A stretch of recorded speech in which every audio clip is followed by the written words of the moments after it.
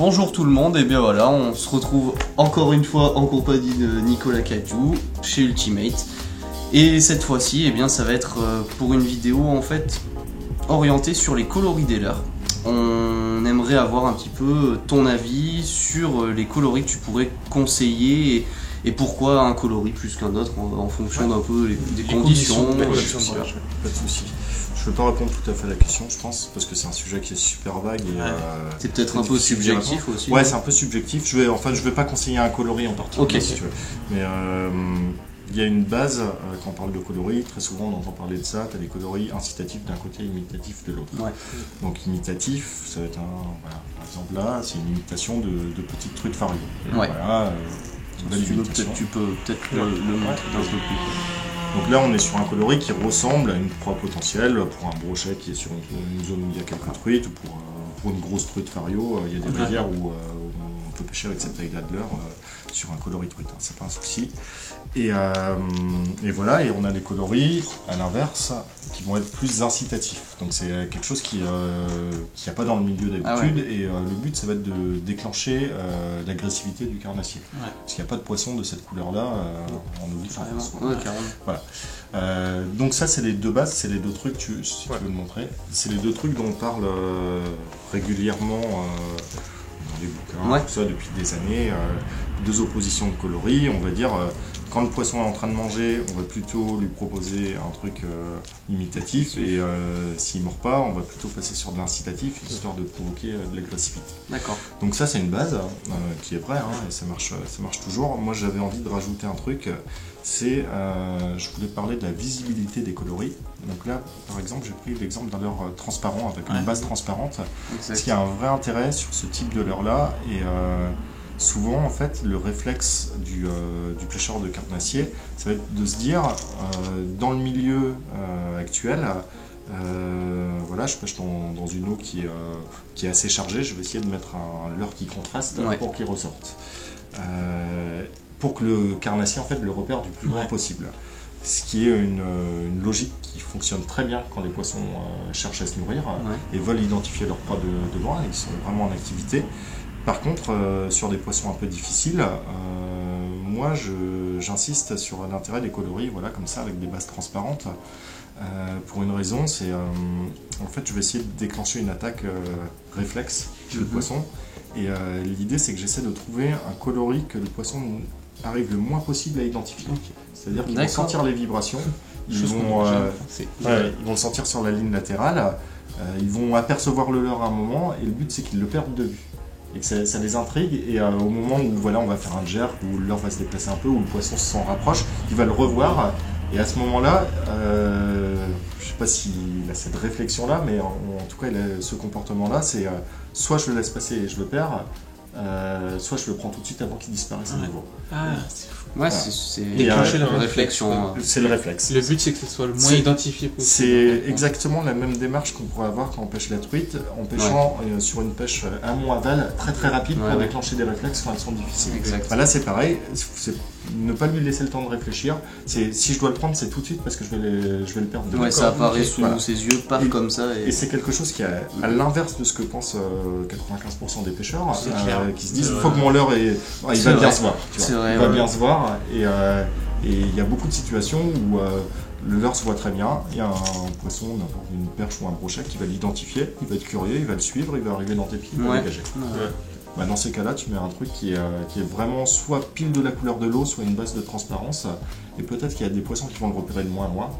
Et par contre, s'ils veulent pas le laisser, enfin, ils vont pas être curieux, juste suivre et identifier, ok, c'est bon, j'y vais pas. Là, s'ils veulent à un moment, si dans leur tête ils se disent c'est peut-être quelque chose à manger, voilà, ils vont la faire. D'accord, c'est super intéressant. C'est le petit truc, on va dire, un peu en dehors des schémas classiques, même s'il y a beaucoup de pêcheurs qui le font, peut-être même sans s'en rendre compte, hein, c'est inconscient. Mais je pense que voilà, parler juste de incitatif, imitatif, c'est un peu oublié aussi qu'on peut jouer sur le côté transparence et perte de visibilité. Il y a des jours où, en tout cas moi je l'ai vu, et sur tous les carnassiers, en mer comme en eau douce, où tu arrives à faire des très belles pêches quand les poissons sont suiveurs mais déclenchent pas les attaques. D'accord. Et ce coloris transparent, tu l'utilises quand même dans des eaux par exemple troubles ou... N'importe. Ah ouais? Ouais. Donc la couleur de l'eau, ça n'oblige pas un coloris. Ah non, pas du tout. C'est vrai que nous, dans la tête, on se dit eau trouble, couleur flashy. C'est ça, ouais. C'est des règles de base, comme tu as cette règle-là, eau trouble, couleur flashy, tu as une autre règle, temps sombre, d'eau sombre, couleur sombre, voilà, fond clair, ventre clair sur le leurre. Tu as plein de règles comme ça qui sont des bonnes règles de départ quand tu vas lancer ton premier leurre pour choisir le coloris du premier. Maintenant, faut se mettre en tête aussi qu'il n'y a pas une règle établie qui marche tout le temps. Et moi, il y a des jours, je vais me dire que c'est ce coloris-là qui va fonctionner parce que je sais que sur cette zone, j'ai pris plein de poissons, que le temps il me paraît super clair avec une eau transparente et je me dis ça va être pas mal. Ouais. Et jamais je penserais que ça va mordre là-dessus. Ouais. Et les poissons, ils mordront là-dessus. Je ne saurais pas forcément pourquoi, mais si jamais je fais pas un test au bout d'une heure quand ça ne mord pas, à changer de coloris et à essayer ça, je le saurais jamais. Et ça arrive assez régulièrement finalement que les poissons ils réagissent à l'inverse de ce que nous on a en tête. On va dire les règles générales à la pêche, c'est bien de les avoir en tête pour commencer une sortie de pêche, mais il faut savoir en sortir aussi assez vite quand ça marche pas, et puis essayer des trucs qui sont pas forcément naturels à nos yeux, où on peut pas tout expliquer quoi. Ouais. Bon, on peut essayer d'expliquer quelque chose et qui sur une année, sur 50 sorties peut-être, voilà, ça va être récurrent, ça va revenir souvent, mais une sortie où ça marche pas, des fois il faut hésiter, presque à l'inverse de ce qu'on pense. D'accord. Okay. D'accord. Et après, voilà, qu'est-ce que tu pourrais conseiller par exemple à un pêcheur? C'est d'avoir ces trois coloris-là pour un leurre ou... Trois bases de coloris différentes, voilà, avec une base flashy, une base naturelle et une base transparente. Ça c'est le top, et je pense qu'il vaut mieux avoir dans sa boîte 10 modèles de leurre déclinés en 3 références que 30 leurres différents, parce que tu vas bien les connaître, tu vas savoir changer. Déjà, ton leurre, tu sais dans quelles conditions il marche, parce que du coup, tu pêches beaucoup plus souvent avec. Bien sûr. Tu sais l'animer, tu as confiance dans ton leurre, parce que tu as déjà pris des poissons avec, et le jour où ton coloris ne marche pas, tu changes de coloris, et tu vas trouver la pêche. Alors que quand tu as plein de leurres différents, il y en a la moitié, tu les as pas essayés, tu n'as jamais pris de poisson avec, donc tu hésites toujours à les sortir. Il vaut mieux avoir des valeurs sûres et puis doubler, tripler les coloris que faire de la collection d'un nombre de modèles, à mon avis. Okay. Ouais, donc en conclusion, décliner les coloris plutôt qu'avoir plein de modèles différents. Ouais. Mais du coup, et on peut encore pousser le truc plus loin, c'est par exemple avoir des coloris flash, typiquement à la Fire Tiger un peu vert, mais des fois, du coup, ça peut arriver qu'il faut une autre couleur flash. Ouais, ça arrive. Genre un orange vif. Là, tu vois, sur les visions, dans ma boîte, j'en ai un peu plus parce que c'est vraiment un leurre que j'adore, mais sur beaucoup de leurres que j'utilise, je vais avoir 3 coloris et dans 90% des cas, je vais m'en sortir à peu près avec ces 3 coloris. Ça suffit, ça suffit pour une base. Voilà. Après, tu vas toujours avoir 5-6 leurres que tu adores. Et là...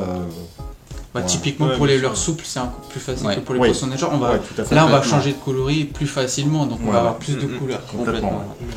Mais bon, moi, voilà, j'ai 5-6 modèles de poissons nageurs où j'ai quasiment tous les coloris. Mais bon, c'est à un moment, c'est bien d'en avoir 6-7. Là, on a de l'efficacité. Après, ça devient de la collection. C'est ça, en fait. Après, c'est bon. Oui, voilà. À quel moment ça devient de la collection? Voilà, c'est ça. C'est ça. En disant qu'à 3 coloris par leurre, pour moi c'est la bonne base. C'est raisonnable. C'est pareil pour le leurre souple. Ouais. Okay, voilà. Bon, c'est super cool d'avoir ton avis là-dessus, parce que c'est une question un peu floue pour la plupart des pêcheurs, et je pense que c'est super bien. Surtout avec cet aspect-là du leurre transparent. Ouais, ça, je pense que c'est intéressant. C'est peu commun. Après, bon, tu vois, moi je dis 3, c'est mon avis, c'est ma façon de pêcher. T'as des pêcheurs qui peut-être vont dire, des très bons pêcheurs qui vont prendre peut-être plus de poissons que moi, qui diront non, il faut absolument en avoir 5. Moi, c'est mon ressenti. D'ailleurs, je vous invite à vous, si vous avez des avis sur des coloris qui marchent particulièrement bien, vous avez peut-être remarqué des choses au bord de l'eau, de toute façon c'est comme ça que ça se passe. Voilà, donc laissez libre cours à votre expérience dans les commentaires, ça nous permettra de prendre de l'information et de progresser certainement. Ouais. Et puis il y a des personnes qui ne croient pas du tout au coloris aussi, moi je suis convaincu, j'ai eu plein d'exemples, on en a discuté, mais bon, il y a des personnes qui se disent peu importe le coloris,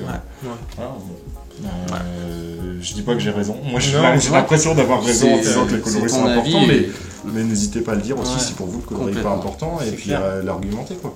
Ça peut être intéressant à dire. Eh bien merci beaucoup Nico. De rien. Et puis on se revoit très bientôt. Ciao. Merci.